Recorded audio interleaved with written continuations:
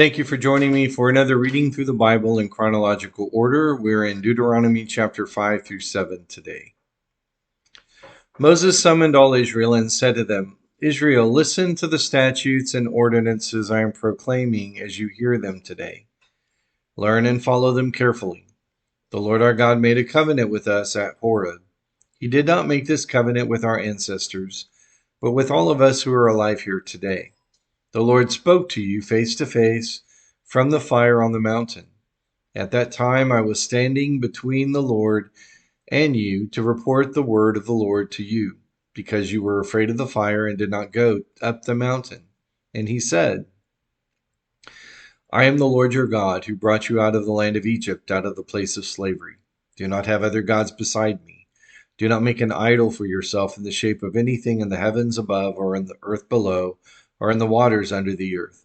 Do not bow in worship to them, and do not serve them, because I, the Lord your God, am a jealous God, bringing the consequences of the father's iniquity on the children to the third and fourth generations of those who hate me, but showing faithful love to 1,000 generations of those who love me and keep my commands. Do not misuse the name of the Lord your God, because the Lord will not leave anyone unpunished who misuses his name. Be careful to remember the Sabbath day, to keep it holy as the Lord your God has commanded you. You are to labor 6 days and do all your work, but the seventh day is a Sabbath to the Lord your God. Do not do any work, you, your son or daughter, your male or female slave, your ox or donkey, any of your livestock, or the resident alien who lives within your city gates, so that your male and female slaves may rest as you do. Remember that you were a slave in the land of Egypt, and the Lord your God brought you out of there with a strong hand and an outstretched arm. That is why the Lord your God has commanded you to keep the Sabbath day. Honor your father and your mother, as the Lord your God has commanded you, so that you may live long and so that you may prosper in the land the Lord your God is giving you. Do not murder. Do not commit adultery. Do not steal. Do not give dishonest testimony against your neighbor. Do not covet your neighbor's wife or desire your neighbor's house, his field, his male or female slave, his ox or donkey, or anything that belongs to your neighbor. The Lord spoke these commands in a loud voice to your entire assembly from the fire, cloud, and total darkness on the mountain. He added nothing more. He wrote them on 2 tablet stones and gave them to me. All of you approached me with your tribal leaders and elders when you heard the voice from the darkness, and while the mountain was blazing with fire. You said, Look, the Lord our God has shown us his glory and greatness, and we have heard his voice from the fire. Today, we have seen that God speaks with a person, yet he still lives. But now, why should we die? This great fire will consume us, and we will die if we hear the voice of the Lord our God any longer. For who, out of all humanity, has heard the voice of the living God speaking from that fire, as we have and lived? Go near and listen to everything the Lord our God says. Then you can tell us everything the Lord our God tells you. We will listen and obey. So the Lord heard your words when you spoke to me. He said to me, I have heard the words that these people have spoken to you. Everything they have said is right. If only they had such a heart to fear me and keep all my commands always, so that they and their children would prosper forever. Go and tell them, return to your tents. But you stand here with me, and I will tell you every command, the statutes and ordinances you are to teach them, so that they may follow them in the land I am giving them to possess. Be careful to do as the Lord your God has commanded you. You are not to turn aside to the right or the left. Follow the whole instruction the Lord your God has commanded you, so that you may live, prosper, and have a long life in the land that you will possess.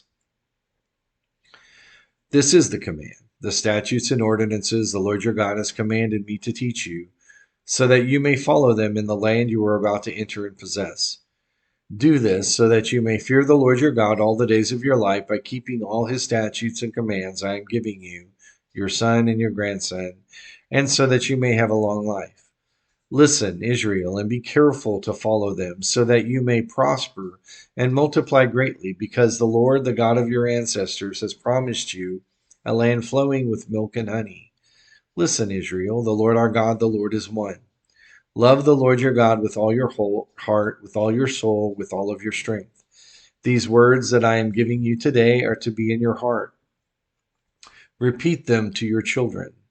Talk about them when you sit in your house and when you walk along the road, when you lie down and when you get up. Bind them as a sign on your hand and let them be a symbol on your forehead. Write them on the doorposts of your house and on your city gates. When the Lord your God brings you into the land he swore to your ancestors, Abraham, Isaac, and Jacob, that he would give you a land with large and beautiful cities that you did not build, houses full of every good thing that you did not fill them with, cisterns that you did not dig, and vineyards and olive groves that you did not plant. And when you eat and are satisfied, be careful not to forget the Lord who brought you out of the land of Egypt, out of the place of slavery. Fear that Lord your God. Worship him and take your oaths in his name. Do not follow other gods, the gods of the peoples around you, for the Lord your God who is among you is a jealous God. Otherwise, the Lord your God will become angry with you and obliterate you from the face of the earth. Do not test the Lord your God as you tested him at Massah. Carefully observe the commands of the Lord your God, the decrees and statutes he has commanded you. Do what is right and good in the Lord's sight, so that you may prosper, and so that you may enter and possess the good land the Lord your God swore to give your ancestors, by driving out all your enemies before you, as the Lord has said. When your son asks you in the future what is the meaning of the decrees, statutes, and ordinances that the Lord our God has commanded you, tell him, we were slaves of Pharaoh in Egypt, but the Lord brought us out of Egypt with a strong hand. Before our eyes, the Lord inflicted great and devastating signs and wonders on Egypt, on Pharaoh, and on all his household. But he brought us from there in order to lead us in and give us the land that he swore to our ancestors. The Lord commanded us to follow all these statutes and to fear the Lord our God for our prosperity always and for our preservation as it is today. Righteousness will be ours if we are careful to follow every one of these commands before the Lord our God as he has commanded us. When the Lord your God brings you into the land you are entering to possess, and he drives out many nations before you, the Hethites, the Girgashites, the Amorites, Canaanites, Perizzites, Hivites, and Jebusites, 7 nations more numerous and powerful than you. And when the Lord your God delivers them over to you and you defeat them, you must completely destroy them.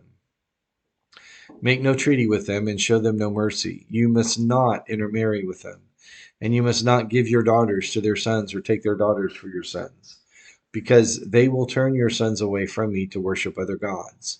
Then the Lord's anger will burn against you, and he will swiftly destroy you.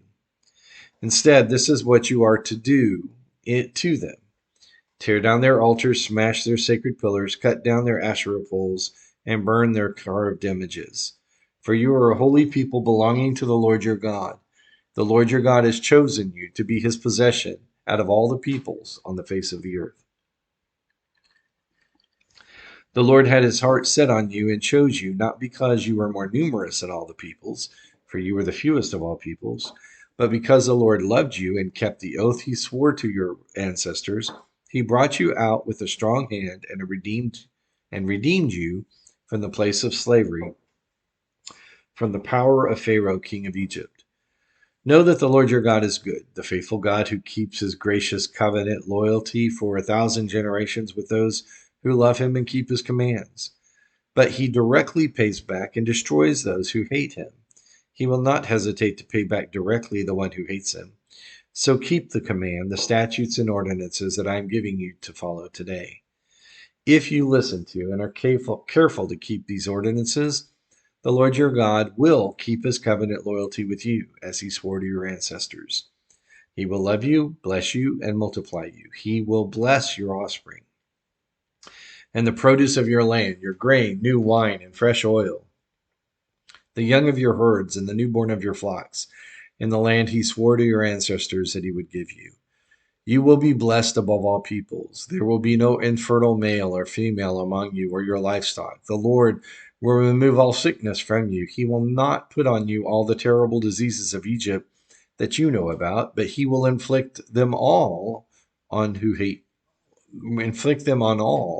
who hate you. You must destroy all the peoples the Lord your God is delivering over to you, and will not look on them with pity. Do not worship their gods, for that will be a snare to you. If you say to yourself, these nations are greater than I, how can I drive them out? Do not be afraid of them. Be sure to remember what the Lord your God did to Pharaoh and all Egypt, the great trials that you saw, the signs, the wonders, the strong hand, the outstretched arms, by which the Lord your God brought you out. The Lord your God will do the same to all the peoples you fear. The Lord your God will also send hornets against them until all the survivors and those hiding from you perish. Don't be terrified of them, for the Lord your God, a great and awesome God, is among you. The Lord your God will drive out these nations before you little by little. You will not be able to destroy them all at once. Otherwise, the wild animals will become too numerous for you. The Lord your God will give them over to you and throw them into great confusion until they are destroyed. He will hand their kings over to you, and you will wipe out their names under heaven. No one will be able to stand against you. You will annihilate them. Burn up the carved images of their gods. Don't covet the silver and gold on the images and take it for yourself, or else you will be ensnared by it, for it is detestable to the Lord your God. Do not bring any detestable thing into your house, or you will be set apart for destruction like it. You are to abhor and detest it utterly, because it is set apart for destruction. So, in these opening calls to faithfulness, beginning with the Ten Commandments of the covenant, followed with calls to the grace and faithfulness that God needed them to understand that He chose them, even though they were not many in comparison to the many that they will soon defeat.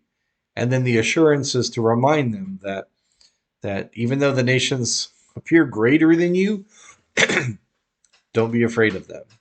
Because what God accomplished for you in Egypt, what God accomplished for you in the wilderness wanderings, God is going to accomplish for you in the conquest of this land He promised to your fathers. Those strong affirmations of confidence and faith still need to be echoed today. Of course, God meant for Israel a special and unique purpose, but for you and for me as Christians, that purpose carries on with the same affirmation that where you will be, I will be also. Or where there are two or three gathered together in my name, there I will be also. Or do not be afraid. What can man do to me? Hebrews 13. On and on the affirmations continue. That if we continue to do the good work that God has called us to do, God will be with us. Join me for another reading through the Bible in chronological order tomorrow.